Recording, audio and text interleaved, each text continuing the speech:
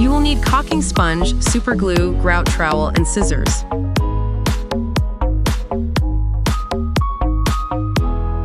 First, use grout trowel to clean the garbage in the gaps.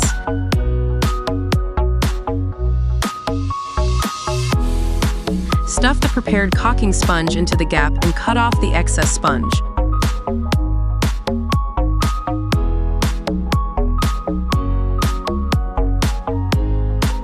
Squeeze the super glue into the filled gap.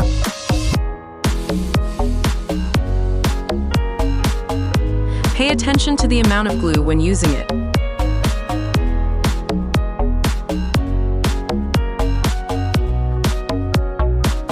Use a grout trowel to smooth the super glue on the surface to help the super glue penetrate into the gaps at the bottom. Finally, wait for the glue to dry naturally. Take everyone into our factory, where workers are covering the caulking sponge with double-sided tape, rolling it up and packing it into boxes.